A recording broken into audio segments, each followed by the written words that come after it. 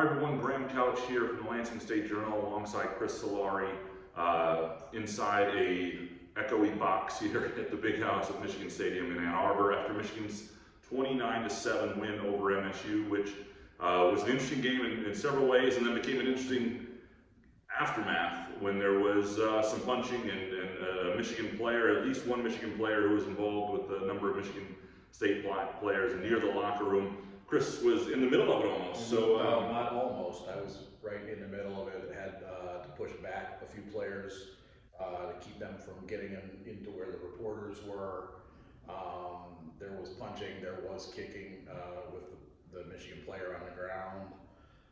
It was not a pretty scene, and you see that happen in football. I mean, it's a violent game. It's an emotional game, and sometimes it spills over there. There's no justification for it, but it was an ugly scene to say the least in the tunnel. And we'll have to see where it goes from here because obviously there's the authorities were talking to the AD, the commissioner be involved, and so there could be some MSU guys certainly were affected by this. And there were multiple guys involved, at least 3 to 5 Michigan State players, if not more, that were the main. I don't want to say instigator because what happened was it came up the tunnel, the incident, the scuffling, the chirping, and it turned into a pretty violent thing. A bunch of Michigan State players surrounding at least one Michigan player. So I know that Ward Manuel said that the authorities will be involved in this. Saw that Alan Haller had been talking to local police as well. So it was a very ugly scene. Not exactly what you want to happen if you're Mel Tucker right now at this point in the season or ever. Let's talk about the game a little bit. It was a game that I think, Michigan State was not overmatched to the degree that I think some people feared. Offensively, in the first half, they had 2 long drives, one 75-yard touchdown, another that was could have been if they punched it in when they had a 4th and 1 from the 5, and Keon Coleman obviously heavily involved in that as well. And even though Michigan was moving up and down the field to some degree, Michigan State was opportunistic, forcing a fumble, forcing field goals, could have very easily been ahead at halftime.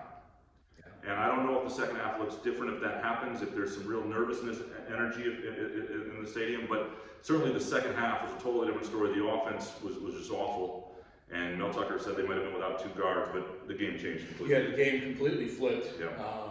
when they went for that 4th and 1 Yeah. and didn't get it inside the Michigan 10. Ultimately, I don't know. I asked Mel Tucker about the decision to make the delay and draw call, and he said it was a snap count issue that caused that.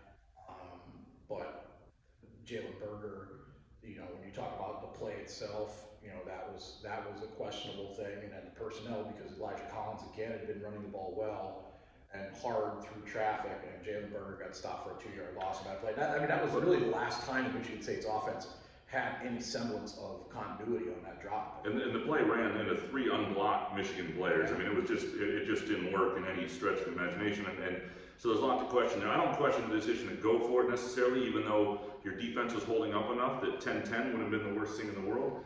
But I do think, because you probably figure if you're Michigan State at that point, you're going to need at least 3 touchdowns to win this game. You need to punch it in while you're down there. I just thought the play didn't work. Coming out of a timeout, it was bad.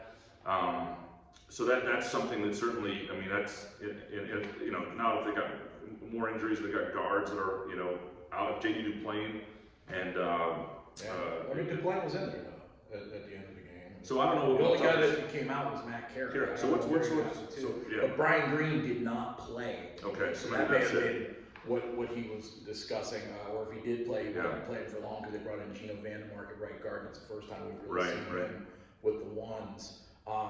But there are issues in the offensive line again. I mean, the same issues came up there. There were big swaths of the field that were left open. The linebackers in particular, I thought Jacoby Windman and Cal Halliday struggled in coverage and really gave up some chunks over the middle of the field that really allowed Michigan to do what they did. And credit the defense for stepping up and holding the 5 Jake Moody field goals for much of that game, because that kept them in it. Well, and really the only other touchdown, except for the one drive, was one that came off a block punt situation. So, Michigan State's defense did enough to allow MSU to be in this game, and had they continued to do what they were doing offensively in the first half, this might have been interesting. And I think one of the reasons this has to sting if you're MSU is I thought the only way this game would really sting for MSU is if they got really annihilated, obliterated, and it was embarrassing. They were competitive. Instead, they were competitive, and I think they could have done more with this game than they did, and that's on them, and that should sting as The well. big question now is what happens, because obviously there's 4 games left,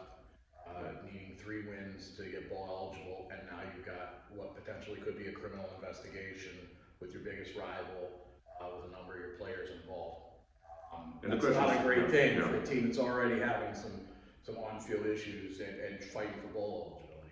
And they showed some things that make you think they can be competitive, but when you look at what Illinois did today on the road in Nebraska, like that's a disciplined team that's playing really well that they got to face next. Michigan State is not that right now. So we'll have complete coverage at freak.com, lsj.com, greenandwhite.com. Thanks for watching.